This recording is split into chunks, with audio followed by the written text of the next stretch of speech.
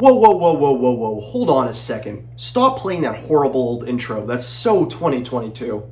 Now listen, I have a brand new intro with original theme music composed by my friend and frequent collaborator, Jesse Walsh. Play that instead.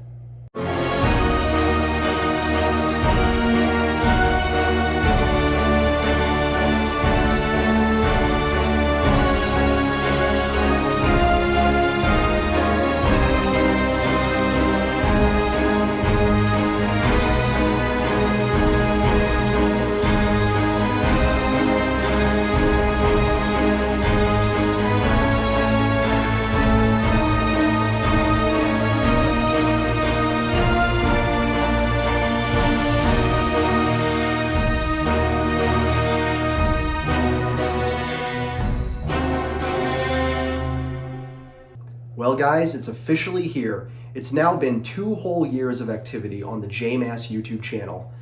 And it really does feel like yesterday when I first started uploading my explorations to this channel. I uploaded my very first video on May 15th, 2022, and flash forward 2 whole years, and it's now May 15th, 2024 as of the date of releasing this video. And we're still doing it. I'm still showing off my explorations and travels to you guys. We have well over 100 videos on the channel now, and it's really been a pleasure to share all of these explorations with you guys. I enjoy it so much. You know, I've been urban exploring and traveling New England for so many years prior, but as soon as I started showing it off to the public in 2022, it's been a lot more rewarding to share it with so many other like-minded individuals, and I've really loved my time on this channel. Again, 2 whole years, crazy to think that it just flew by so fast, but I've had a lot of fun, and you know, I think I think it's worth celebrating. So that's what we're going to be doing today in this video. We're going to be celebrating my 2-year anniversary of activity here on the JMass YouTube channel. So just like last year's 1-year anniversary video where we did a special event, I want to do another special video for the 2-year anniversary. And honestly, this is something I've really wanted to do for years now, like long before I even had a channel. I've always wanted to do a Q&A video. I wanted you guys to ask me questions so I could go on and just ramble and yap for like a long time. And I'm a certified yapper, so I got a lot to say in this video. But you guys did not disappoint, because I asked you to ask me questions on Instagram and YouTube, and you guys sent me a ton. So I've amassed a collection of all your questions, and I'm going to be answering them in this Q&A video. I believe we have well over 30 questions. I'm going to be answering every single one of them. And I asked you guys to ask me about anything: urban exploration, travel, history, geography, New England, whatever. You guys did not disappoint. You asked me a lot of questions, so I'm going to be answering every single one in this 2-year anniversary special. So we're going to get started in this Q&A video. Again, something I've wanted to do for so long. I'm just so excited to start yapping and answering all your questions. So we're going to get started in a few minutes in this dope Q&A video. So before we get started with this Q&A video, I do just want to say a couple really quick things.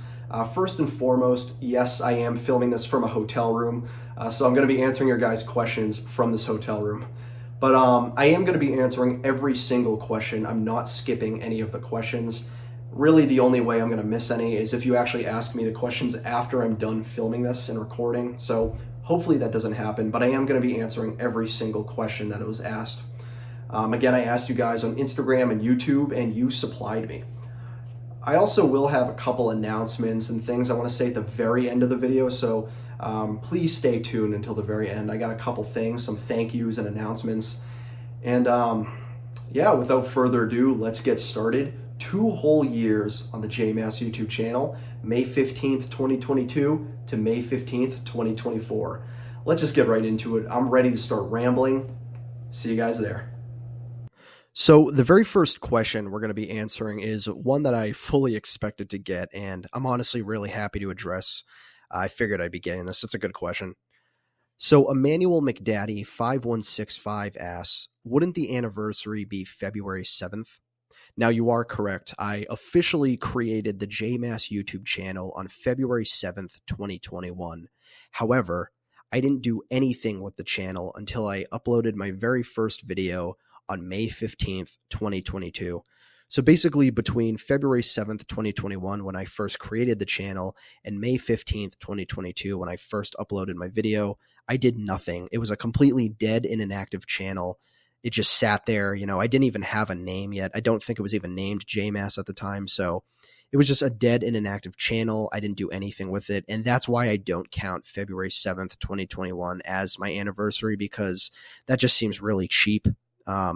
May 15th, 2022 is when I really became consistently active and, was regularly using the channel to post videos and engage with the audience. Before May 15th, I didn't do anything. It was just a dead channel. So I don't count February 7th, 2021 as my anniversary date because that just seems like cheating. I didn't do anything with it until well over a year later. But good question, though. I'm happy to clear that up. So I'm going to be combining these next two questions just because they're so similar. Biggie Small 6209 asks, when did you start urbexing? And Diesel Queen 03 asks, how did you get into urbex? So I first started urban exploring all the way back in 2013 when I was a 14-year-old kid. And when you're 14, you're just looking for things to do. After school, during the summer, I'd just be hanging out with my friends, super bored, and we wanted to find crazy stuff to do, and urban exploring really filled that niche. Urban exploring is great when you're a teenager because it's pretty wild. I was a very rebellious and reckless teenager, and urban exploring was great for that. I'd go out with my friends and check out abandoned sites. Actually, the very first abandoned site we visited was an abandoned warehouse in our hometown. We started branching out to other abandoned sites in our town and neighboring towns, and eventually it just became a hobby I grew to love. Part of it, too, is I've always been fascinated in history. History is a great passion of mine, and urban exploring is such a unique glimpse into history. But if I'm being brutally honest, a lot of it is just because I was a bored and rebellious 14-year-old teenager, hanging out with my friends, trying to find crazy stuff to do, and urban exploring is great for rebellious and bored teenagers, and that's how we got into it. And I've just been doing it ever since. So Zay Supremacy asks, what was the first place you explored, even if it wasn't documented or recorded? So like I alluded to in my last answer, the very first abandoned site I ever explored was all the way back in 2013. It was an abandoned warehouse in my hometown of Chelmsford, Massachusetts. I first visited it with my friends because we were just really bored, and it was an abandoned site we'd driven by like hundreds of times. It was right on a main road in Chelmsford, pretty easy to get to. And honestly, it wasn't anything too major. It was mostly made of brick and wood. When we went inside, there was some scrap metal, scrap wood, some abandoned machinery and equipment, nothing too crazy, but it was a really cool first site and really easy to get into. Now, one thing that's kind of weird is I can find no information about it online. There's no history, no background information, no context. There's virtually nothing about this place online. It was just a random abandoned warehouse that my friends and I had driven by hundreds of times, and we finally decided to go inside and check it out. And it was pretty cool. One thing that does suck, though, this place was actually recently demolished. They officially razed it last year in 2023, which really sucks because that was actually 10 years since I first explored that place. I wanted to do a 10-year anniversary special for when I started urban exploring. I want to film a video there, but they demolished it before I could get to it, so kind of a shame. But yeah, that was the very first abandoned site I ever explored, a random warehouse in my hometown of Chelmsford, Massachusetts. Nothing too crazy, but a cool one nonetheless, and it'll always be very sentimental to me. So yet again, I'm going to be combining these questions just because they're so similar. Charlie Baskin, It's Not Cody 1, and Ego Invicta are all essentially asking me, how do I find my spots? And this is by far one of the most common questions I get asked. I actually get asked this quite frequently. And in my opinion, finding abandoned spots to explore is actually pretty easy. There's a lot of resources online that basically give away abandoned spots. Now, one thing you should know in the urban exploration community, people tend to not like giving away spots. However, there are so many resources out there that do it anyways. One of my favorite websites to find abandoned spots is Atlas Obscura. They actually have a map where you can literally find spots in whatever location you want. I use Atlas Obscura all the time to find abandoned sites. Only in Your State is another good website I use. But honestly, I just look it up on Google. Depending on the keywords you use, you can do a quick Google search, type in abandoned spots in blank and include the town or state or region and trust me, you will find things. Reddit, that's another good source. I use Reddit quite a bit. Instagram. You'd be surprised by how many places online actually give away locations. Sometimes you will have to do a bit of digging. There have been some abandoned sites I've found that took like hours of researching, just to pinpoint the exact location. Sometimes you just got to scour Google Earth or, check out like tons of different websites. There's a lot of like really low key and obscure websites that I couldn't even tell you the names of that I consult every now and then. Really, the internet is your friend. Just, it requires a lot of research. Sometimes it's not going to be quick, but in general, especially with a lot of the more well-known and famous abandoned sites, it's really easy to find. Atlas Obscura, that's my number one resource. Another way to find spots is through other people. Now, personally, I don't really like to ask people for abandoned spots, just not really something I do that often. That being said, I have traded abandoned spots with people many times, and a lot of people honestly just give them to me. But I will say, if you're getting into it, definitely reach out to people. There are some urban explorers who are more than happy to trade spots with you. It's very rare they'll give them out for nothing, but a lot of people are willing to trade spots with you. So I guess if you're, not willing to look online, you can definitely find it through word of mouth, asking other urban explorers. But those are definitely the two main ways I find them. Another third way that I find spots is honestly just in the field. I'll be driving around and occasionally I'll stumble upon something while I'm driving or walking. I'll see an abandoned site and I'll be like, oh shit, I'll pin it down on my map or I'll go and physically check it out. Actually, a couple of the abandoned sites that I've explored on my channel, I've personally found them while doing something else. So there's many ways to find abandoned spots, but honestly, my number one way is just Google searches, looking up abandoned sites in blank. I do that all the time and it's pretty fruitful. I found a lot of sites that way. I have a long laundry list of locations to visit. It's really easy, in my opinion. Just take some time and you got to know where to look. So this is another common question that I get asked quite frequently. 11th Hour Explorations and Julie and Malcolm both ask, what is your favorite location you've ever been to? And honestly, this is a pretty easy answer for me. So I just want to say, to me, what makes a great abandoned location is something that's unique, something that you don't see very often. Also, a place that has a lot of historical records and ruins left behind, a place with an interesting past, and just an all-around gorgeous, fun place to visit. And this abandoned site has all of that and then some. My favorite abandoned location I've ever visited is the Green Mountain Racetrack in the town of Pownell, Vermont. Now, if you don't know, the Green Mountain Racetrack was a horse racing / greyhound racing track in the town of Pownell, Vermont. It operated between 1963 to 1993. This place is so cool. I don't even know where to start. So there is the track left behind, but the main thing I love about it is the massive grandstand that's still there. There's a huge abandoned grandstand. It really is giant, and there's so much inside of it. Of course, there's the seating area where you could watch the race. They have the betting rooms. They have snack shacks and bars. There's a basement level. There's the horse pens, the greyhound pens, the offices. There's just so much inside. You could spend a long time just exploring all the rooms and levels. Also, there's a lot of historical ruins and remnants left behind, a lot of documents and records. One of the coolest things I found when I was there was actually a pamphlet from a race from the 90s. Like, I found that. I found some old documents and advertisements. There's just so much there. It was really cool to see. Also, what a gorgeous area. I mean, when you're sitting in that seating area and you're looking out, you can see the beautiful Green Mountains of Vermont. It's in a really scenic location. And of course, the history. I mean, the context and the history of this place is really fascinating.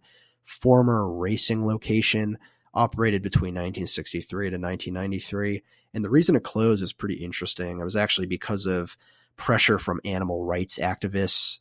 Greyhound racing was perceived as a really cruel activity, so it actually closed down because of that. And later on, Vermont actually banned greyhound racing in 1995 after it had already closed.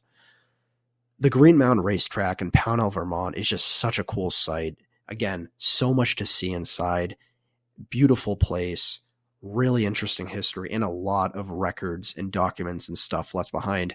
I absolutely love it. I first visited in 2022. It was one of my very early videos on the channel. I do actually plan on returning for a follow-up video, honestly, in a couple weeks. So you will see me visiting the Green Mountain Racetrack again soon, but could not recommend that place enough. Vermont really punches above its weight with the Green Mountain Racetrack. One of the, if not the best abandoned sites I've ever been to. It's just so unique, so interesting, one of a kind. I love it. So now on the opposite side of the spectrum, Julian Malcolm asks, what's the worst/least favorite spot you've been to? So I'm going to be upfront and say I don't hate any abandoned spots I've ever been to. You know, when it comes to urban exploration and just travel in general, I'm actually a very easy to please person. I'm very optimistic and positive when it comes to traveling. You know, it really, really would take a lot to make me hate something. And of all the abandoned places I've been, I've never hated one. I really love urban exploration.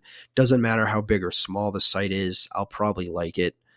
So I don't hate any abandoned sites. That being said, to me, what makes an abandoned site one of my least favorites is all around just being a lame spot.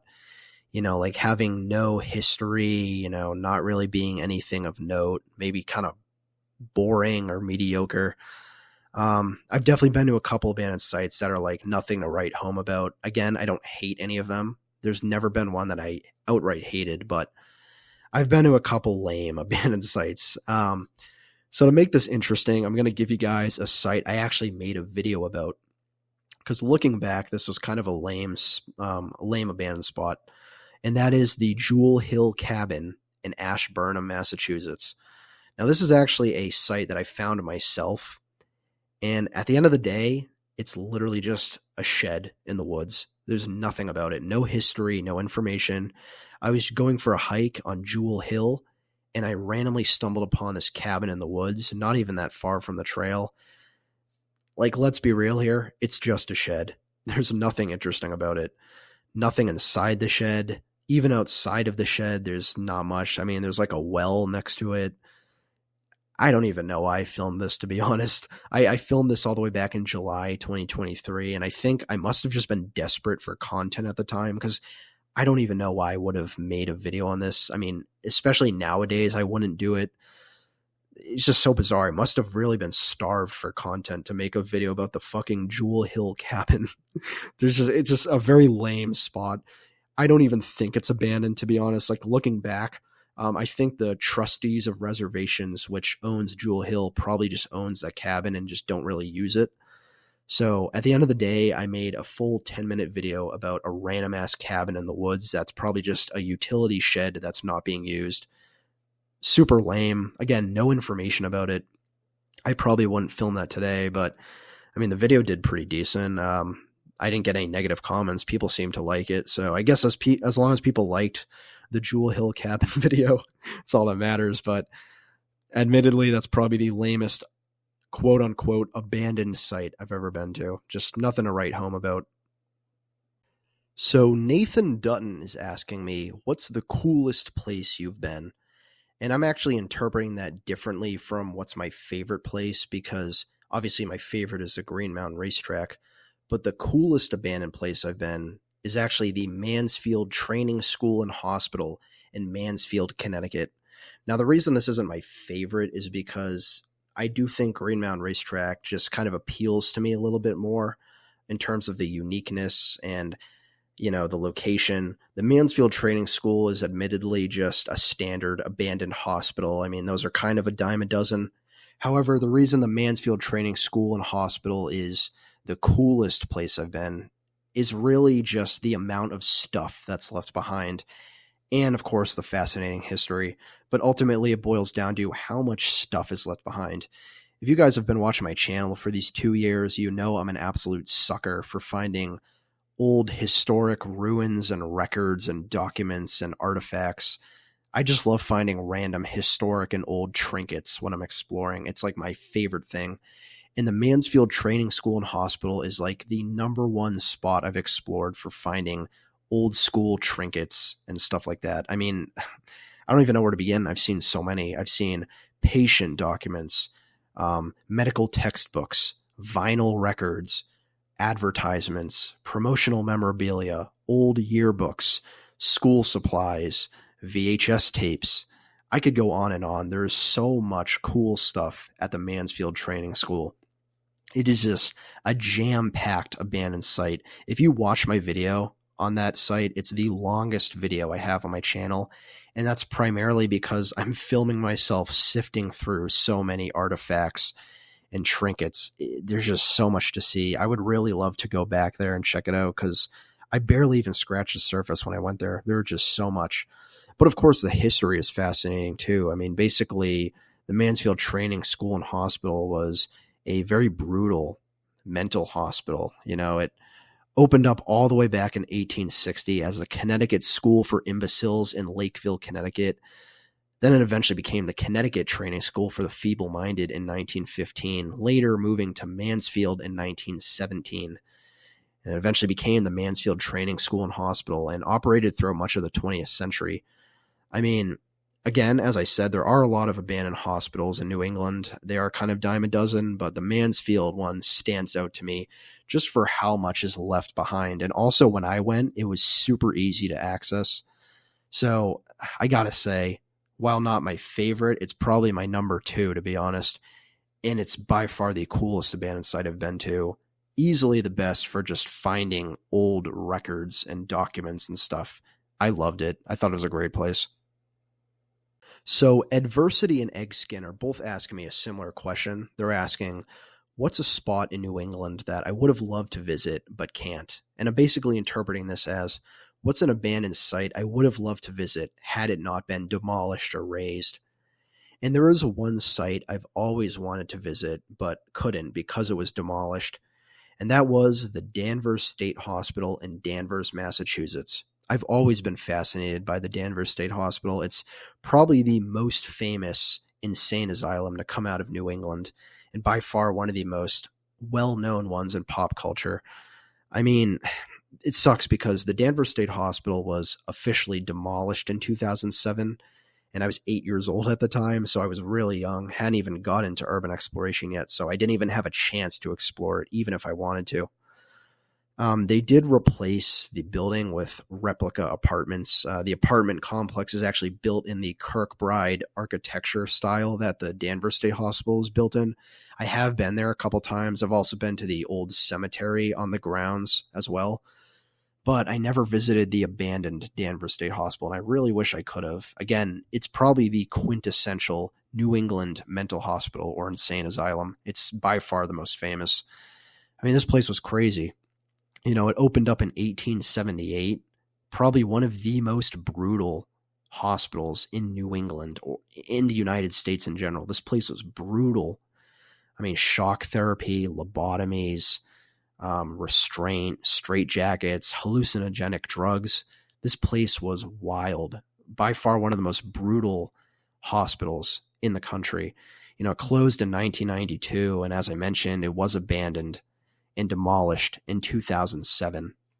So kind of sucks I was never able to explore it. I would have loved to explore this thing. I can only imagine what the Danvers State Hospital must have been like in those last couple years. I wish. It's at the top of my list. If I could go back and check out one abandoned site before it was demolished, it would by far be the Danvers State Hospital in Danvers, Massachusetts. That place is crazy. And again, super famous place. If you don't know, it's actually the inspiration for Arkham Asylum in the Batman universe. It was also referenced in an H.P. Lovecraft story.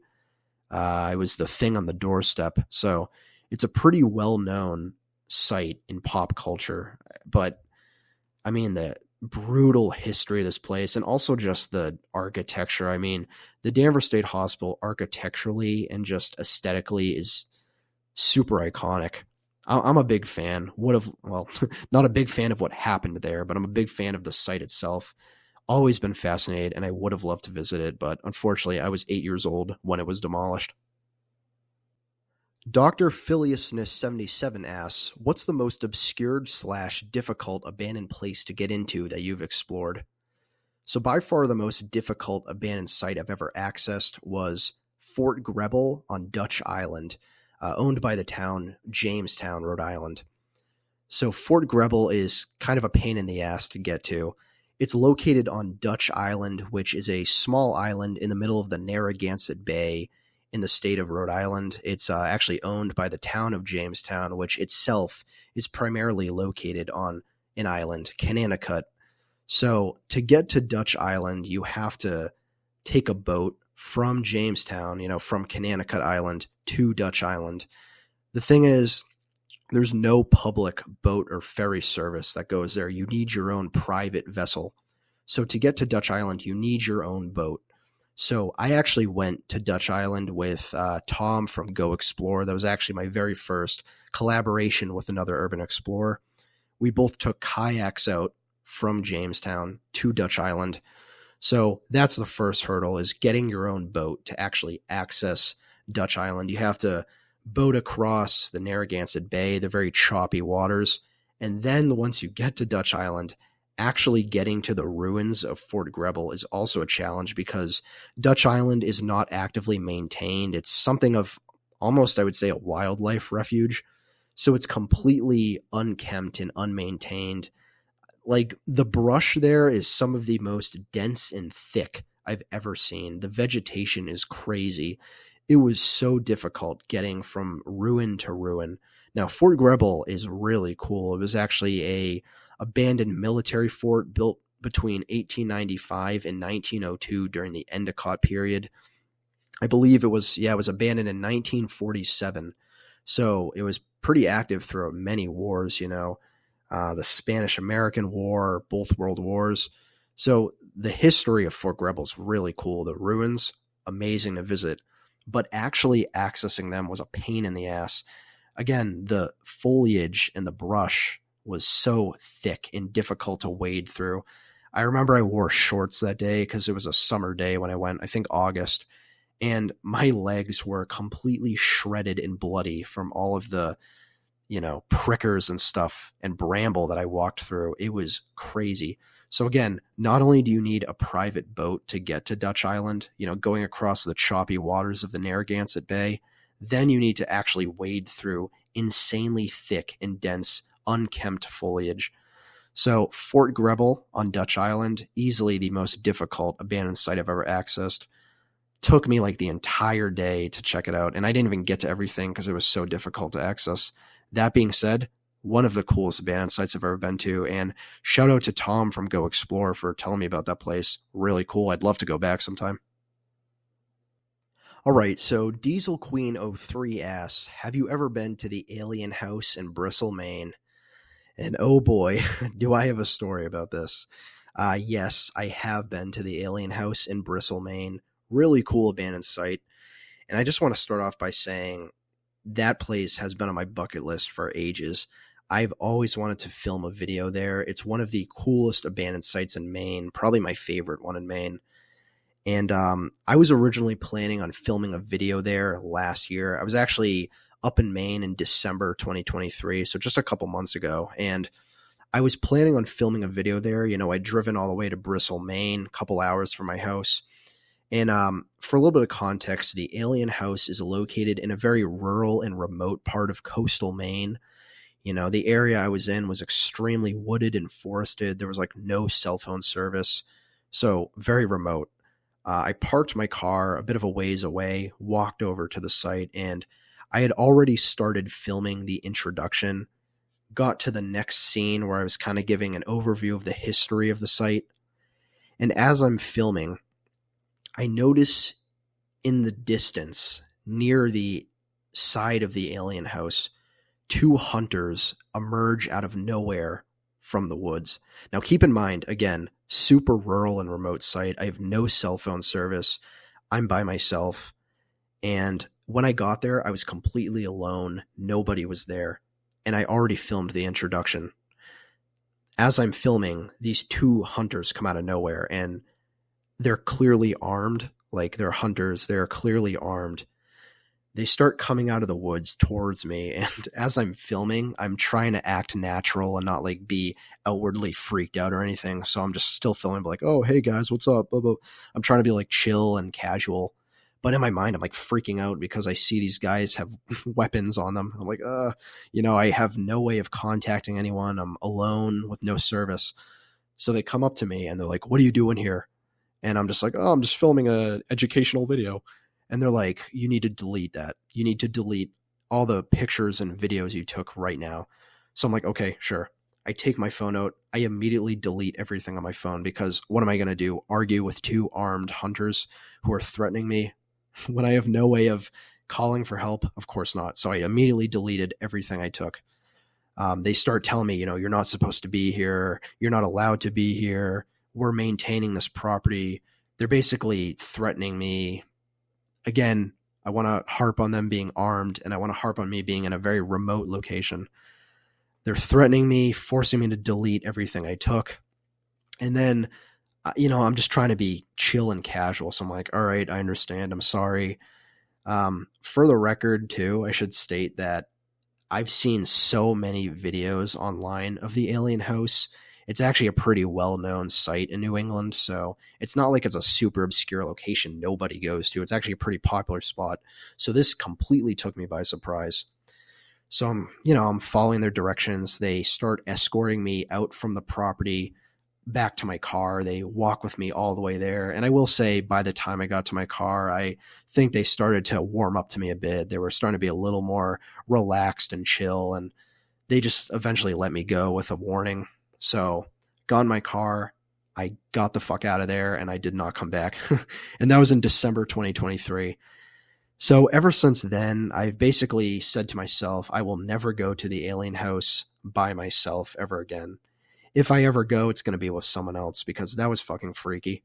I've never had armed people threaten me like that before. And I've never even had a bad encounter in an abandoned site before, except that one time at the alien house. It was just such a strange encounter. It was freaky. I was like shaking. So for the record, yes, I have been to the alien house. However, I was unable to film a video there. All of the pictures I took and the footage I took was deleted. So I have no trace of the time I've been there. And again, I got threatened by these two random hunters. It was really weird. I don't know. If anyone else has had like a similar situation there, please let me know, because everyone I've talked to who's been there had a good time, had no problems. This came out of nowhere to me. So I would like to revisit the alien house someday. I'm not completely opposed to going back. I would just rather go with someone who knows what they're doing there, because that was fucking freaky. So yeah, I have been to the alien house. I just did not receive the welcome I expect I would. All right, so kind of going off that last question, Thomas 200421 asks, what's your scariest urbex story? Honestly, the incident at the alien house in Maine was my scariest urbex story. I mean, that was terrifying, having these armed hunters threaten me like that in the middle of nowhere. I was freaking out. Genuinely thought I was going to die. So that was by far the scariest, but I'll give you guys another interesting answer. So I will say, when it comes to urban exploration, I've honestly been pretty lucky, knock on wood. I haven't had any like crazy encounters other than that one, but one other incident that does stand out to me, this was actually long before I ever started my channel. I believe 2017, maybe 2018. I was at the Belchertown State School for the Feeble-Minded in Belchertown, Massachusetts. I was with two other friends. And this was back before they really started to demolish a lot of this site. At this time, there's still a lot of buildings on the property. So I remember I was with two other friends and we were exploring some of the abandoned buildings. And there was one particular building. We were standing in front of it. We were on the outside. And we hear some noises inside. And we're like, what is that? And, your first reaction is to think it's just another urban explorer, but we didn't see any other urban explorers there, and we'd already been there for about an hour. And I remember like hearing noises inside, like scurrying noises. It was kind of weird, but it sounded like a human. So I remember like I go up to the building and there's this like broken window that you can peer inside. So I remember I'm standing in front of this building. I don't remember the name of the building, but I peer inside the window. And as I look inside, I see some guy, most likely a squatter, looking directly at me and then immediately scurry off into the darkness. And as soon as I see it, I'm like, Jesus Christ, I jump back. I'm like, all right, fuck that. We're done. And I told my friends I just saw a squatter in this random building in the Belchertown State School. And I'm like, we gotta go. That is freaky.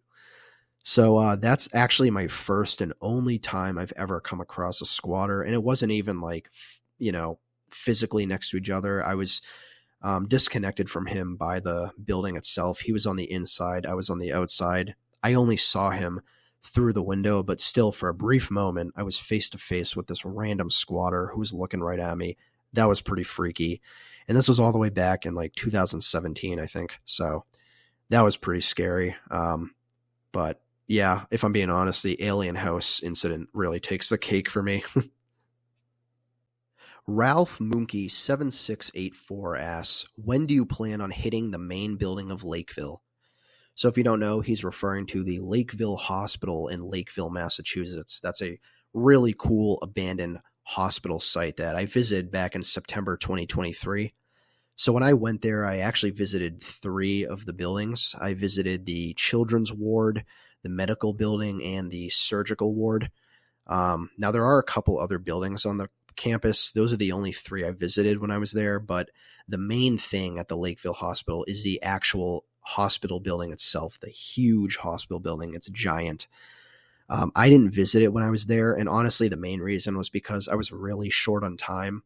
I actually had another commitment going on that day, so I had to be home at like sometime in the afternoon. I went there early in the morning, and I'd already spent like 2 or 3 hours on the campus, so by the time I was near the hospital building, I just didn't have enough time to explore it because it's huge. It would have taken me another 2 hours. Also, part of it was I just felt a little uncomfortable at the time. I was in plain view of the main road, and I was just like, eh.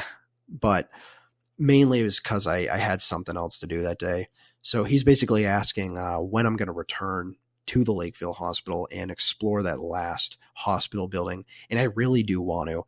That hospital building looks so sick. I've seen videos of people checking it out. I know there's a morgue inside, which looks really cool. Some really interesting medical rooms. So I would absolutely love to visit that hospital building. That's the main thing I want to see in the Lakeville Hospital. I'd also just love to return and check it out again. I don't know when I'm going to go back, but I do want to. I will say I know security has ramped up there. They've recently added alarms and motion sensors and stuff. So admittedly, I'm a little iffy right now, but someday soon I would like to return to the Lakeville Hospital, maybe even with another urbexer. I know the video that I posted did really well, so there's definitely a lot of people interested in the site. So yeah, I could see myself going back. I just don't know when, but I'm open to it. K18 asks, what's one thing that you dislike about urban exploration? And honestly, the one thing I've never been a fan of is the social stigma surrounding urban exploration, because urbex at the end of the day is a very niche hobby, and most people outside of the urbex community just view it with a lot of skepticism and disdain. I found that, telling a lot of people in my life who know nothing about it, what I do regarding urban exploration, they view it with a lot of like distrust and like worry. They're like, why would you want to do that? This seems so risky and dangerous. And I think in general, the general population sees urban exploration as a very punk counterculture in a negative way.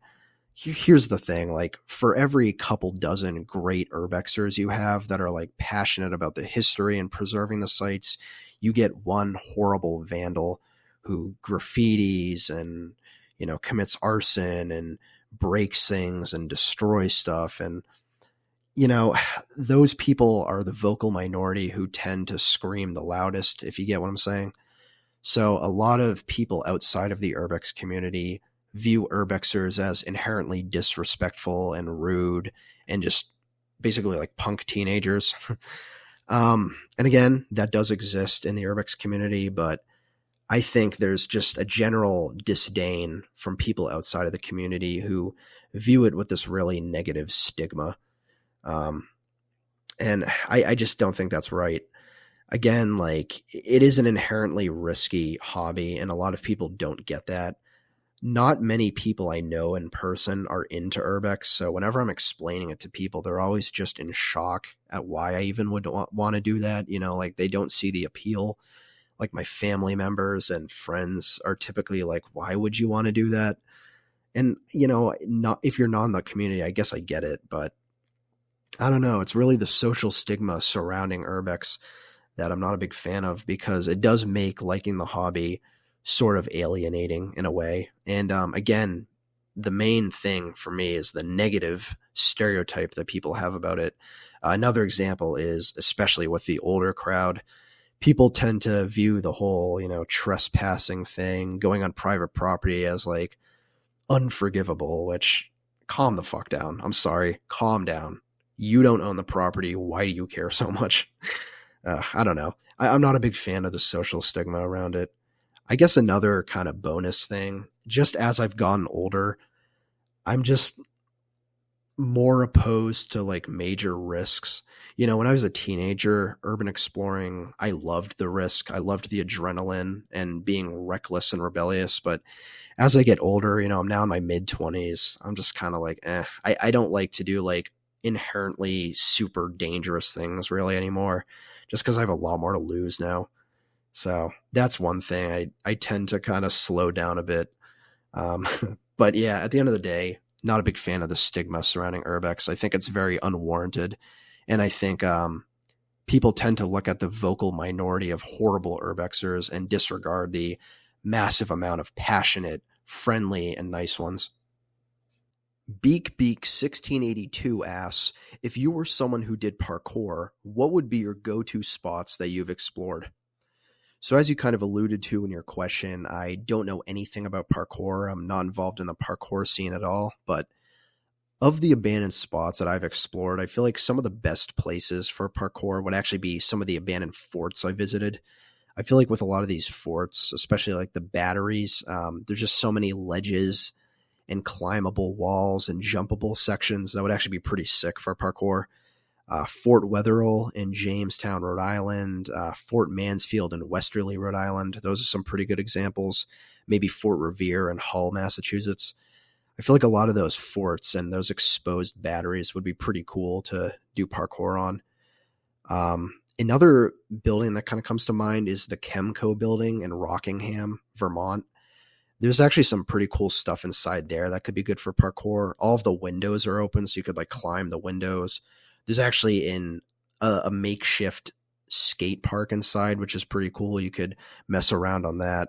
A lot of stairs and random sections of hallway and floor. So I don't know. There's honestly a lot of the places I've been to, you could make a parkour session out of it, but those are the ones that come to mind. But I would say definitely the forts would be really cool. So Urbex Ghost asks, what's the coolest single object you've found besides the car in the warehouse? And what he's referring to is an abandoned car I found at the Graniteville Historic District in Westford, Massachusetts. I actually went there with him a couple of weeks ago. So that was a pretty cool item that I found there. But by far, the coolest thing I've ever found at an abandoned location was a ticket from February 1978 for the Boston and Maine Railroad. Now, I found this at the Iron Horse Park in Billerica, Massachusetts. That's an old abandoned train depot. This ticket was really cool. Again, February 1978 for the Boston and Maine Railroad. First off, the Boston and Maine Railroad doesn't exist anymore. It's completely defunct. It's actually owned by Pan Am Railways now. But finding a ticket from 1978 for this now defunct railroad, super cool. That was one of the only things I've ever taken from an abandoned site. Normally, I leave whatever I find, but I just had to take that. So that's actually a rare souvenir I took. But the Iron Horse Park just had so many cool items in general. One of the other really cool things I found was also there was actually some old train records from the 1950s. If I'm not mistaken, I think 1953, but it was the early 1950s. I found some old train records, and I love finding old documents and records. So cool. So finding all of those historic train records and that 1978 ticket, wicked cool. But I will say that car at the Graniteville Historic District, also pretty dope. Daphne Freeman 72 asks, do you know of any urbex spots in the Boston area that are accessible by public transit and or not super patrolled? Love your videos. Thank you. Appreciate that. So there's two I have in mind. One that's actually in the city of Boston itself is the old Franklin Park Zoo bear dens. Those are located in the neighborhood of Roxbury, Massachusetts. Those are really easy to get to because they're in Boston itself, so you should be able to get there by public transit, no problem. And they're also completely open to the public. They're very easy to access. There are hiking trails that actually go there. So if you're in Boston itself, especially in the Roxbury area, would highly recommend checking out the old Franklin Park Zoo bear dens. Again, easy to access, open to the public, and also really cool history. There's some old bear exhibits from the Franklin Park Zoo dating back to the early 20th century. And the other one I would recommend is the Naval Air Station South Weymouth. Now, this is technically located in the crossroads of three different towns, but it's primarily in Weymouth, and it's actually right nearby an MBTA station, South Weymouth Station. Very easy to get into. You could just take the train in, then walk over. I've gone there 3 times. It's never patrolled. Super easy to access. I will say most of the buildings now are sealed shut, but still a really cool piece of history and abandoned site to explore. So those are the main two I would definitely recommend to you. Exotic Urbex asks, would you ever plan on going somewhere outside of the United States? And I actually already have. I've gone urban exploring in 2 other countries outside of the United States. More recently, about 2 weeks ago, I was actually up in Canada. I was in the Ottawa metro area. And while I was there, I actually visited some abandoned ruins. They were built in 1907. It was the Carbide Wilson ruins in Chelsea, Quebec. That was the first time I ever went urban exploring in Canada, and although I wasn't able to film it at the time, it was still really cool to explore. Super dope checking out some abandoned Canadian ruins. But I actually have filmed a video in another country while urban exploring, and that was actually in Bolivia. Now, I've been to Bolivia twice. I went for the first time in 2022, for the second time in 2023, and back in January of this year, I actually released a video there. It was the exploration of the Chacaltaya ski resort. Now, at one point, the Chacaltaya ski resort was the world's highest ski resort, and I'm talking super high up in altitude. This is in the Andes Mountains, and at its peak height, it's 17,785 feet, or 5,421 meters high in altitude. And oh my God, one of the coolest abandoned sites I've ever explored. The views were breathtaking, and my breath was taken because of how high the altitude was. I was super short of breath, but it was absolutely gorgeous. The views of the mountain ranges were amazing, and the ruins of the buildings themselves were really cool to check out. They had the ski lodge, an abandoned restaurant, and some other miscellaneous remnants like the abandoned ski lift. There was some weird stone building, also an abandoned altitude sickness monument. I don't know. There's a lot of cool stuff there, but the Chacaltaya ski resort was one of the coolest abandoned sites I've ever been to, and that was in Bolivia, specifically in the capital city of La Paz.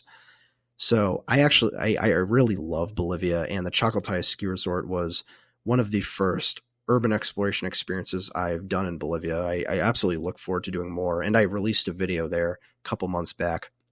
But that being said, I would love to visit more countries. I really want to do more international travel, and that includes more international urban exploration because I've only ever gone to Canada and Bolivia outside of the United States. I'm hoping to do more international travel soon. Spoiler alert, I am looking at going to another country later this year, hopefully, so keep an eye out for that. I definitely want to do more international urban exploration. But yeah, so far I have done urbex in Canada and Bolivia. I released a video on the Bolivia one, and yeah, I loved it. It was great. Brody Palmatier 39105 asks, are you up for going to a 30-acre abandoned factory outside Concord, New Hampshire? Hell yeah, dude. I'm absolutely down for that. That sounds sick. I've never been to an abandoned site in Concord, and I'm not familiar with that site, so I don't know which one you're referring to, but that does sound pretty sick. I'm open to it. I love abandoned factories, and I need more sites in New Hampshire. Julian Malcolm asks, favorite collab. Now, I haven't done too many collaborations on the channel. I've only collaborated with 4 people ever, 2 of which were just personal, real-life friends of mine that I've known for years. But I have collaborated with 2 other social media urban explorers, specifically Tom Riley of Go Explore, and then Noah Faraday, who has his own channel under the same name. And both of those guys were really cool. It's honestly pretty tough for me to choose one, but I really loved my collaborations with both Tom and Noah. I'll give you my favorite, though, of each, because I actually did 2 videos each with both of them, 4 total. My favorite collaboration with Tom that I did was actually one that I discussed earlier in this video. It was the Fort Grebel exploration. So we traveled to Dutch Island in the middle of the Narragansett Bay. We had to take kayaks out, and then we checked out the ruins of this old military fort, Fort Grebel. That was really dope. One of the coolest explorations I've ever done. And then with Noah, this was a cool one. It was actually his idea. We checked out an abandoned mansion in New England, a super obscure mansion with so much left behind. It was almost in pristine condition. One of the most interesting abandoned sites I've ever checked out. It felt like I was in a mansion that had just recently been vacated. But yeah, I've done explorations and collaborations with both Tom Riley and Noah Faraday. Loved them both, and I'm looking forward to more collaborations in the future. There was a period of time where I was kind of like iffy on it, but I've become more and more open to doing collabs with people, and yeah, I'm excited to do more, and hopefully more with them as well. I really enjoyed my time with them. From Mr. Jellypants8111, he says, right outside of Mass in New Lebanon, there's some really big rocks that are stacked up, and it couldn't have been done without humans, but we have no clue why. I feel like you would like to check that out. It's on a hiking path behind a private school. Also, can you do more stuff in Western Mass? So I tried looking up that thing you were talking about in New Lebanon, and while that sounds really cool, I honestly couldn't find anything about it online through the little research I did. So feel free to reach out to me with more information. That does sound really cool, and I think I'd love checking that out. I just couldn't find much information about it online, but that does sound dope. So I'll take any information you got about it. Would love to check that out. As for doing more stuff in Western Mass, absolutely. I have a lot of places I want to check out in Western Massachusetts, so you'll be seeing a lot more coming out in the future. But that being said, I have been doing a lot of stuff in Western Mass. Actually, a week ago, I just filmed a video at Scott Tower in Holyoke, Massachusetts. That was my most recent Western Massachusetts exploration, and that was a really fun one. Loved checking out that tower. But absolutely, we'll have way more Western Massachusetts urban explorations coming out in the future. I got a long list out there that I want to check out. Ego Invicta asks, how often do you see other people when you are exploring abandoned properties? I would say a decent amount, not a ton, like not every single time, but yeah, definitely a decent amount. There's been dozens of times I've gone to abandoned places and encountered other people. I will say it tends to happen more at well-known and more popular sites. Like one place, for example, that without fail I always see people at is the Metropolitan State Hospital in Waltham, Massachusetts. I don't think I've ever gone there and been alone. Like every time I go there, there's people. A lot of the public sites, though, definitely see people there. It's typically the more obscure and lesser known abandoned sites where I don't come across people. But that being said, like 9 times out of 10, the people I come across are pretty nice and friendly, or they just kind of want to stick to themselves. I haven't really come across many rude or disrespectful people. Most of them are really chill, and I actually end up talking to them. A lot of the people I come across are actually around my age, in their 20s, sometimes younger, just exploring, checking out the sites. They're also into the history. I think there's been a couple times where I've actually even had them on film, like while I was filming a video, I encountered someone. So yeah, I have come across people, and usually they're pretty chill. I've also made a couple friends in the urbexing scene through meeting them in person at these spots, completely on a whim. So it happens a decent amount. And again, it's typically a nice surprise. I can't even think of a time other than that alien house incident where I've come across someone who is just completely rude. I've definitely come across, disrupt teenagers, maybe like vandalizing and shit. But yeah, most of the people I've met, while urban exploring have been chill. So yeah, a couple times. Woodier3741 asks, when it comes to the capturing video/audio aspect, is there any gear you wished you knew about before you started?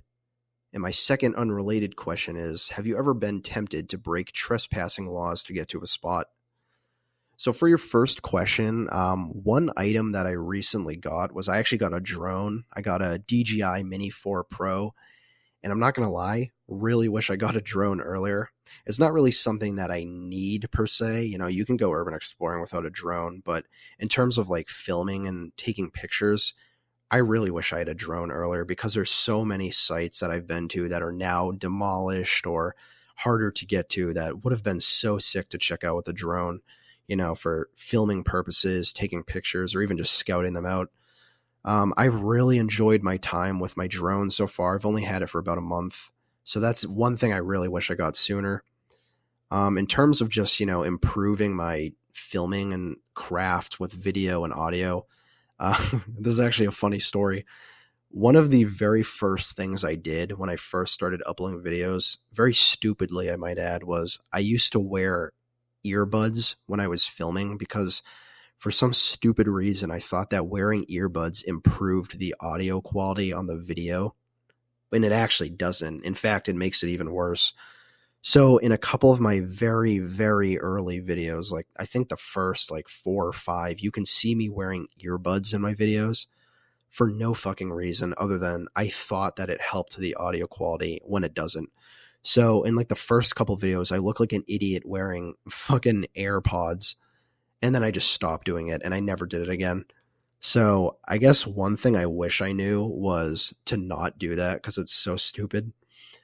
But I guess to give a more like exact answer to your question, not really. I don't think there's a lot you necessarily need. As long as you have a device to film on, in my case, I just use an iPhone. I think you're good. Yeah, there's not too much I'd really say. Really, when I film, I mostly just use my phone, my tripod, a flashlight, and now a drone, and that's about it. You can definitely go more with that, but yeah, that's what I'd say. For your second question, though, have you ever been tempted to break trespassing laws to get to a spot? I tend to avoid super strict, risky spots like that. I guess the most tempted I've ever been was for the Fernald Developmental Center in Waltham, Massachusetts. I mean, if you know, you know. The Fernald Developmental Center is probably one of the strictest spots in the country to get into, you know, for abandoned spots. And I know there's going to be people who are like, oh, it's not that bad. And I know you can get in, but let's be real here. They are so over the top strict. That being said, the Fernald Developmental Center is really cool. It looks like such a dope spot. So there have been times where I've been tempted to just go for it, but honestly, I've sort of sworn it off just because they are really strict. They've recently been issuing federal trespassing charges, which are really bad if you get caught with one. So that's probably the closest I've been to, you know, tempted to do something like that. But I've just avoided it, you know. The risk just isn't worth the reward for me. Utopian Ideal 2030 asks, what location in all of New England would you dedicate an entire series playlist to fully find out the history and people associated with it? I'll give you an example. You recently visited a graveyard where each grave had a number but no name. Would you research the state records to give a name to that numbered grave? How far would you, in terms of video production, long-form episodes, create and build that series? Now, that's a really good idea and a really interesting question. As soon as you asked me this, I've been thinking about it in my mind because it's not really something I thought about necessarily, but I gotta say, once you asked me this, it got me thinking. You know, there's a couple places I would actually consider to do a more in-depth series in. For example, you actually mentioned one of them. With the unmarked graveyard you were referring to, that was the Tewksbury Hospital Cemetery. About a month or two back, I visited the Tewksbury Hospital Cemetery, and the Tewksbury Hospital in general is pretty interesting because it's not really fully abandoned. It does have a couple abandoned buildings on the campus, but most of it's actually still active to this day. You know, the Tewksbury Hospital is still an active practicing medical institution. That would still be an interesting one to check out because the history of that place is wild, super brutal. One place that I also visited recently that I would really be interested in doing a more in-depth exploration of is the Laconia State School in Laconia, New Hampshire. I went there back in April, and that place is super brutal. It was built in 1903, functioned all the way until 1991, and that place was crazy. The thing that really draws me to Laconia is not only was it a really brutal state school, one of the most brutal in the country, but after it closed down in 1991, it then was taken over by the New Hampshire Department of Corrections, and it became the Lakes Region facility. So it literally went from a brutal mental institution to a brutal prison, and it only closed down in 2009, so pretty recently. So I think Laconia State School in Laconia, New Hampshire would actually be my top designation for a more in-depth series, because I think the Laconia State School has such a storied history. So many different chapters. Like first it was a children's ward, then it started treating people of all, walks of life. Went through a little interim period of inactivity after it closed in 1991 before becoming a prison. That place is crazy. So that's a really good idea. And I think someday I would like to do a more in-depth dive of a location. And as of right now, the Laconia State School kind of grabs my attention for that. Nathan Dudden asks, how old are you? I am currently 25 years old as of the recording of this video, midway through my 20s. And it's kind of crazy because people always assume I'm way younger than I am, but nope, 25 years old. I believe this question was asked to me anonymously, and they asked, what's your day job? Curious what field you're in when you're not urbexing. And I'm sure to the surprise of many, I do actually work a full-time day job. I work 9 to 5 every single weekday, Monday through Friday, so it's really only my weekends when I'm free because I don't currently work weekends. And the reason I still do travel and urban explore so much is because I'm really the kind of guy who takes advantage of my free time. Anytime I have free time, I want to be doing something during it. So even though I'm busy Monday through Friday, 9 to 5, every weekend I at least make sure I have one day where I'm doing something, traveling or exploring. But that being said, what is my job specifically? Well, I actually work in logistics, specifically in the realm of sales. I do work an office job. I have my own cubicle and stuff. I'm not going to go any more into detail than that, but yes, I do work an office job, 9 to 5, in the realm of sales and logistics. It is a pretty good job. I like it, pays well, and, helps fund my crazy trips. But yes, I do work Monday through Friday. It's really only my weekends when I'm free. But every weekend, I try to make sure I'm doing some crazy shit because I'm not the kind of guy who likes to lounge around and do nothing. All right, Go Explore asks, best pizza place in Massachusetts. And for me, that is hands down the original Regina Pizzeria in the North End of Boston. Now, I know that's a little cliche, but I swear the OG Regina Pizzeria hits hard. That pizza is so good. Now, a lot of their franchises that they have are kind of meh, pretty mediocre. It's the original one in Boston, the OG, that is so good. By far the best pizza I've ever had, not even in just Massachusetts, like ever. The OG Regina Pizzeria in Boston, in the North End, could not recommend it enough. It's so good.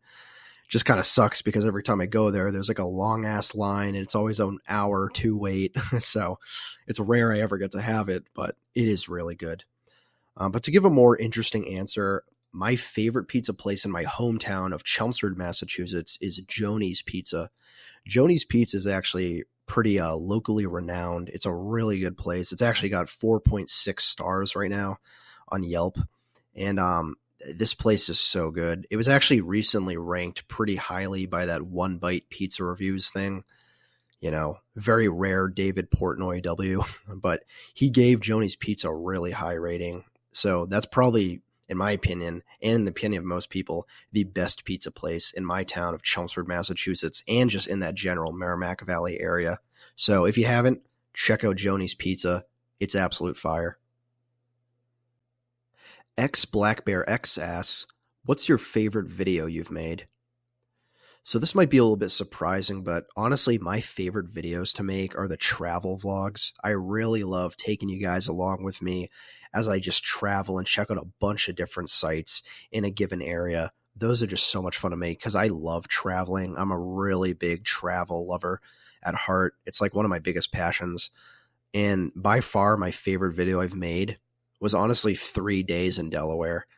In that video, that was in May 2023, I spent 3 full days exploring the entirety of Delaware, like literally north to south. I covered the entire state of Delaware, checked out a bunch of the cities, like Wilmington, Dover, Newark, Newcastle, Lewis. I just went to a bunch of towns and cities, a bunch of different tourist attractions, both well-known and obscure, all throughout Delaware. And that was just such a fun video to make. Honestly, that was by far the most fun I've ever had making a video. It was just kind of fun, bringing you guys along with me on 3 full days, solo tripping all around Delaware. I really enjoyed it. And actually, another video I really liked making that's pretty similar in premise was my Isles of Shoals video. That one was similar. It was only 1 day, but I spent the day just exploring the Isles of Shoals, which is a really interesting chain of islands actually shared between both New Hampshire and Maine. That was also a really fun one. So those are kind of my most underrated videos, in my opinion, my travel vlog type videos, but I absolutely loved making it. And by far, 3 days in Delaware was just the most fun I had and probably one of my most nostalgic videos looking back. That's one of like the few videos of mine where I just really love rewatching it. And that's something I hope to do more of in the future, is more travel vlog type stuff.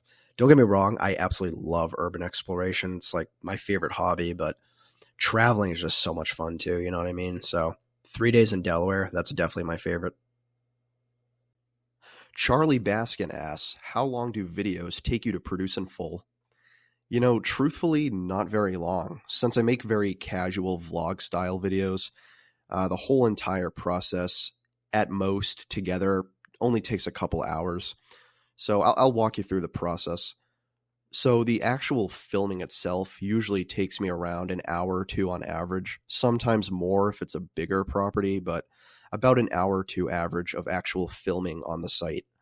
Then from there, I start editing, and the editing process itself is also pretty short, really only about an hour or two of editing.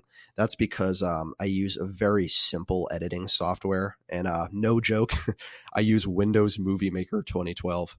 I know, I'm a little bit outdated on that front, but I just use that because the type of videos I make are very simple, very casual.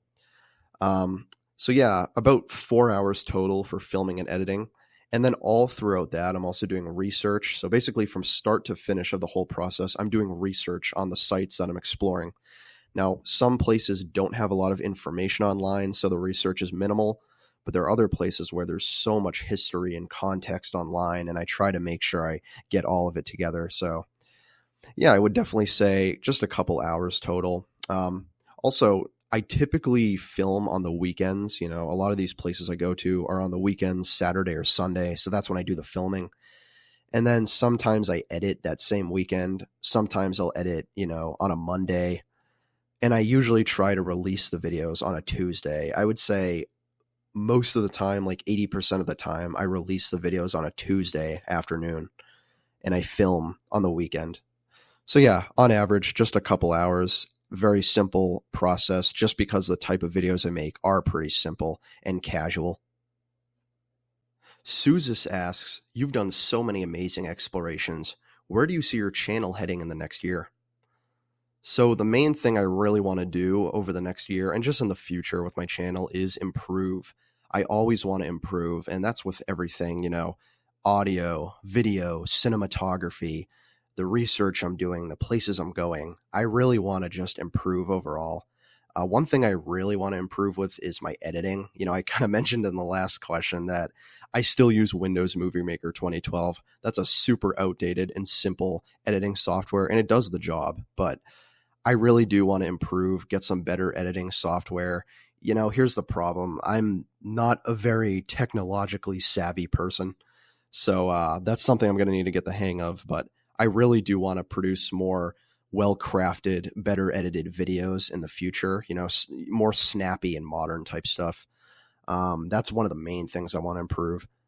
Also, another thing, I really want to do more travel type videos. I kind of want to do, I'm still going to do urban explorations, of course, but I do want to do more travel type videos, a little less urban exploration. I want to try checking out other sites. And I also really want to do more stuff outside of New England as well. Would love to check out different states and potentially different countries. But in New England as well, I want to do more just travel and explorations. I do have a couple upcoming series ideas that are a little different than what I've been doing. So basically the last 2 years, I've almost exclusively been doing urban exploration with a couple exceptions. But from here on out, there are a couple different series I want to try out that are not exclusively urban exploration related. So yeah, overall, I do have some big changes in the works for the channel. Again, still going to be doing a lot of what I have been doing, but I want to try changing some stuff up, improving, trying new things. I mean, just as someone who loves to travel and loves to explore, I'm open to so much, and there's so much I want to do.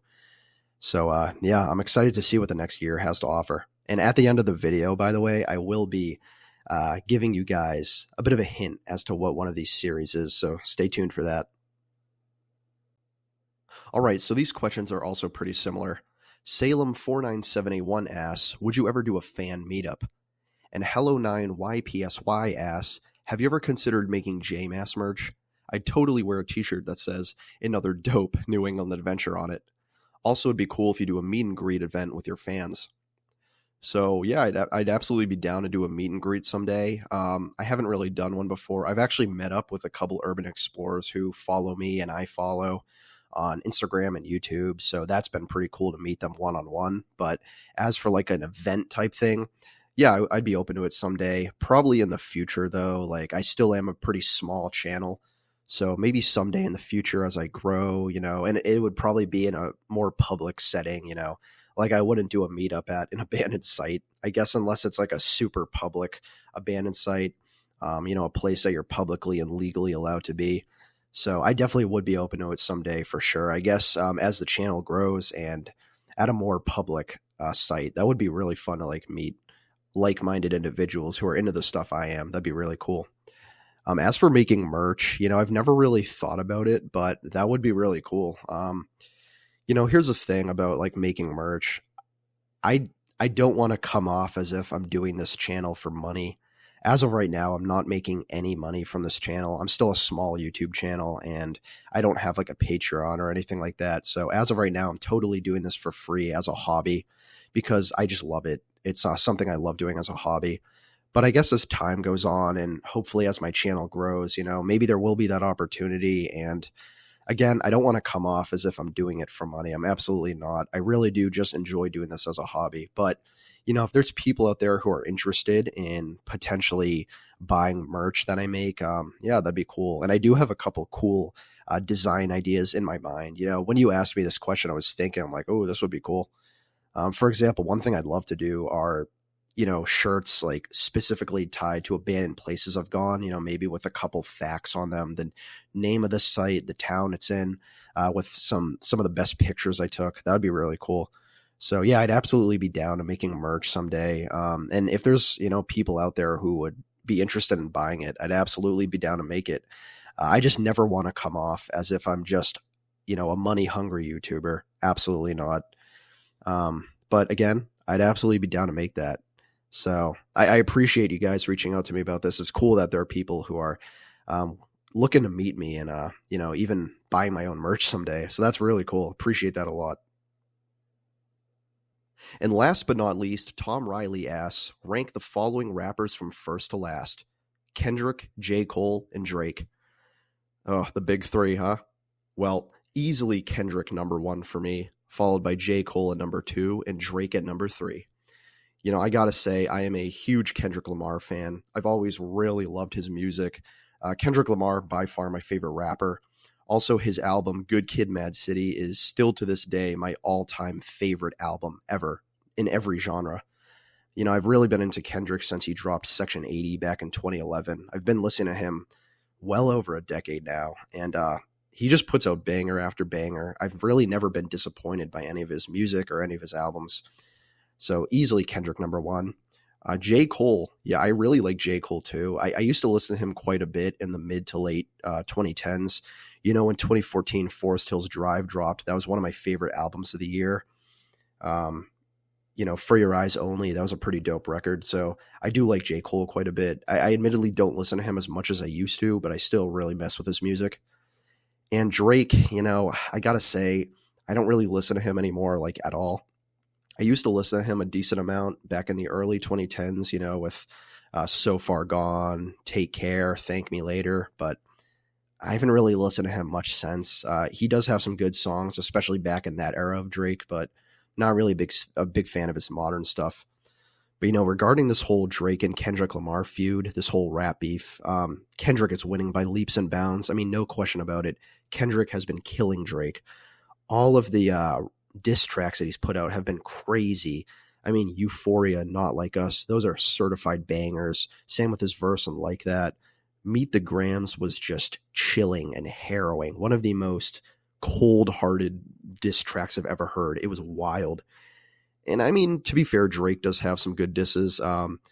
Family Matters and The Heart Part 6. Well, no, I'll get to that. Family Matters and Push-Ups were pretty decent. The Heart Part 6, though, that was trash. Same with Tailor Made Freestyle. I don't know what he was thinking with the whole AI thing. So, I don't know. Kendrick is winning by leaps and bounds. Not a big fan of most of the diss tracks Drake put out. In fact, a lot of the accusations made about him, I do believe, because I've seen, you know, a decent amount of the evidence of him acting weird and stuff. So, not a big fan of Drake in that aspect. But Kendrick all the way. He's easily winning this rap feud, and he's put out the best diss tracks. Some of them I'm constantly bumping, like Euphoria, Not Like Us. Oh, they go so hard. But yeah, Kendrick number 1, J. Cole number 2, Drake number 3. And easily K-Dot is winning this beef. Hey, thank you guys for joining me on this 2-year anniversary Q&A special. I had a lot of fun doing this. You know, I've always wanted to do a Q&A video like for a long time now, and I'm so glad I finally got to do it. You guys asked me a lot of really great questions, and I had a blast answering them all. So thank you to everyone who submitted a question. They were all great. I had a lot of fun answering them, and I'm looking forward to doing another Q&A in the future. Hopefully in another year or two, I'll do another Q&A, because this one was just a lot of fun. Really enjoyed answering your questions. But of course, 2 years, I mean, crazy stuff. I first started uploading videos on here on May 15th, 2022. 2 years later, it's May 15th, 2024 as of the release date of this video, and I'm still going strong. And, you know, I'd like to say that I've really improved a lot on this channel. That's not to say I'm perfect. I still have a lot more room for improvement, but I'm really happy with how things are going. You know, you look back at some of my old videos on the channel, and for lack of a better word, they are absolute dog shit, in my opinion. I know some of you guys still like the old content, but a lot of my old videos, not a big fan of. They're really rough around the edges. I don't really know what I'm doing, but 2 years later, and I feel a lot more confident. I think my quality has just improved greatly, and I'm really excited to see where the next year takes me, because I think I can really only improve and get better from here. So I'm really excited for what the next year on the JMass channel has to offer, because I've already improved in these last 2 years. Looking forward to more, and seriously, any and all constructive criticism is recommended and loved. I mean, I love getting your guys' criticisms. It really helps me push myself to do better on this channel. I really appreciate it. And most importantly, thank you to all my viewers. Whether you're an old viewer who's been around since 2022, or a new viewer who just joined this year in 2024, or somewhere in the middle, I love all of you guys. I really appreciate you all sticking around with me and my annoying ass. I really do appreciate you guys sticking around and watching all the content. You know, things have been going really great for the channel. 2024 is shaping up to be the best year yet in terms of audience engagement. We're already hovering well over 2,600 subscribers. You know, back in 2022 and 2023, it took me a long time to get even 1,000 subscribers. A little less time to get 2,000, but we're shaping up to actually hit 3,000 way quicker than I expected. So the subscriber count is growing up, which I really like. The views are going up, which I really like. My videos have been doing really well. You guys are really enjoying the content, and I don't know what else I can say, but thank you. I'm really excited with how the channel's growing. I'm excited to see it grow even more. And again, special thank you to everyone who watches the channel. Thank you to everyone who subscribed. all the viewers, and everyone who follows me on Instagram as well, at JMassOfficial. If you follow me on Instagram and you're watching my stuff there, that's dope too. Thank you to everyone. I really appreciate each and every one of you, because the most rewarding thing about this channel is all of you guys. I love sharing my experiences and my explorations with all of you. That's why I do it. That's why I started doing it, and that's why I'll continue to do it. I really love sharing all my stuff with you. Also, big thank you to all the urban explorers that I've actually linked up with in the past couple years. I've met a lot of you guys through this channel, whether you reached out to me on YouTube or on Instagram. I've actually done one-on-one explorations with a lot of urban explorers who reached out to me. That's been really cool, because before the channel, I honestly didn't go urban exploring with people that often. A lot of my friends in person just aren't into it like I am, so it's been really cool to meet other urban explorers through this medium. Thank you to all you guys, and I'm always looking forward to meeting new people, to meeting more urban explorers. By the way, if you are a fellow New England urban explorer and you're ever looking to collaborate, hit me up. You know, I want to do more collaborations on the channel. That's something I'm trying to open up to more often. So yeah, if you're a fellow New England urban explorer like I am, hit me up. Would love to do some collaborations on the channel. And again, big thank you to everyone. 2 years, crazy stuff. I'm looking forward to many more. And the last thing I want to end off with on this channel is a couple minor announcements. First and foremost, as time goes on, I'm looking to expand my content and do more and more things outside of the realm of urban exploration. Now, I'm still going to be doing urbex on this channel. I mean, that's my bread and butter. I love it. You guys love it. So seriously, stay tuned for more urban exploration content. However, I do plan on expanding to doing more travel type stuff. Also history and geography, but especially travel. Looking forward to do more travel content, because I absolutely love it, and I love sharing my travel experiences with you guys. There's actually a particular series that I'm working on, and I'm excited to publicly announce that to you soon, but stay tuned for that. I do have a new series I'm going to be working on, set at a particular New England state. We're going to be doing an in-depth dive into a particular state in New England. I'm sure you guys probably know which one it is. It's one I'm very familiar with. I'm really excited for that. I'm not going to say too much about it, but stay tuned for that. And just in general, more travel content, more history and geography stuff. That's something that I really love to do, and I want to do more of it on the channel. Again, though, still a lot more urban exploration to come. I have an entire list of urbex sites I got to hit, so I'm excited for that. I just want to expand my content, you know, be a little more well-rounded, do other stuff, so I'm excited for that. And if you guys ever have any suggestions, please hit me up. I'm really excited to hear your suggestions, what you would like to see on the channel as well. What else other than urbex would you want to see? Or even what urbex sites would you want to see? I'm open to anything, you know, let me know. But yeah, guys, I've been rambling quite a bit. This has been a very talking-heavy video, so I just want to end off by saying, yet again, thank you guys. 2 years, May 15th, 2022 to May 15th, 2024. It's been a wild ride. I absolutely love it. And frankly, this YouTube channel has been one of the best things to ever happen to me. It's been a lot of fun. I'm just excited to see where it goes from here. And hopefully, hopefully another 2 years from here, if not more. I'll catch you guys on the next one. I've been JMass as always, and this has been another dope New England adventure. Yeah! Okay, I'll catch you guys in the next one. See you later.